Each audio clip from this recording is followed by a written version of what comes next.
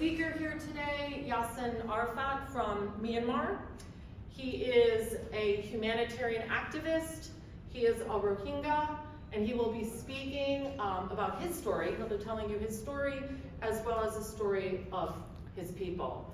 Please welcome Yasin Arafat. Thank you for being here. I really appreciate you for coming here and for sacrificing your precious time. So, I'd like to start my speech here with the Islamic universal greeting. Assalamu alaikum. My name is Yasin Arafat. I'm from Myanmar and I'm a Rohingya.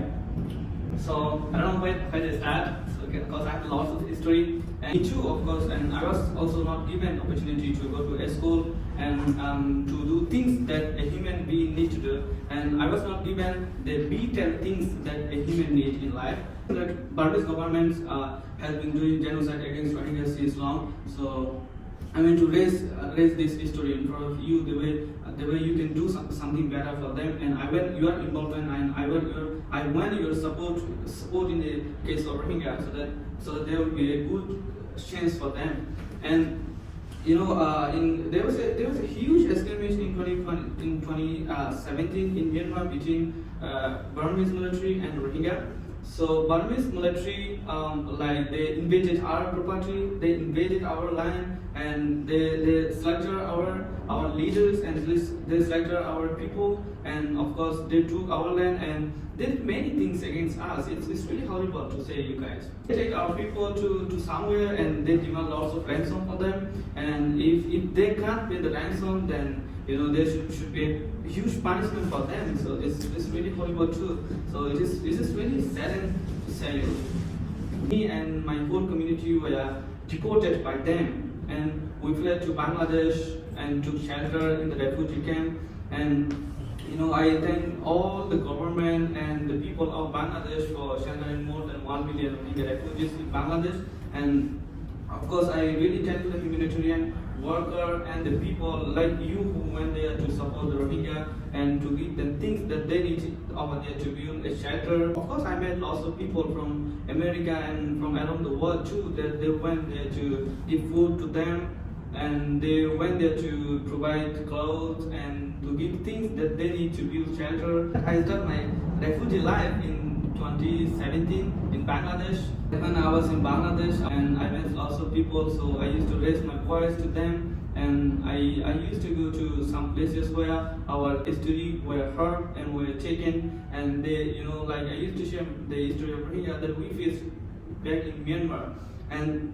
And of course, this is how I spent my life in camp. I had an incredible opportunity to settle in the United States of America. This is such a huge privilege for me to be in this wonderful country, and I really love it. And I thank to all the American people and for being a nice place. It's really wonderful for me to be here. I'm really happy. And I didn't try to be the best, but I tried to be the first. These things, I need to highlight something to address you about the Myanmar and the history between the Rohingya and Burmese military. Myanmar is located in Southeast Asia. As Kate mentioned something about the Rohingya, that we were disenfranchised by the Burmese government since before, and in my life too. And you know, when I was not a citizen in Myanmar, I was disenfranchised, and due to the disenfranchisement, and the Rohingya people were not allowed to do the government job and to go to the high level university. Who was the president in Myanmar called Aung San Suu Kyi, and she did nothing for us, but she has the access, and of course it is her responsibility to do something for us and to recognize us as a citizen, but she did nothing for us, but she had the access, and of course she had the opportunity to recognize us and to raise us in front of the world, but she did nothing for us. And on this talk, I want to highlight something further about the Bangladesh refugee camp that people are surviving right now. So to be in today's 1.2 million Rohingya refugees in Bangladesh concentrated camp was surviving without education and without food and without the basic needs that they need in their daily life. So there's lots of children that they are being deprived from education. So they really need education. There are also the human who are being born in refugee camps, so they would have the same opportunities to gain something new, and they have to get opportunities to go to a school and to get training and to get a space to play. And like we all have to work to give them a sport and to give them things that they need, because they are being like devastated due to lack of this kind of things.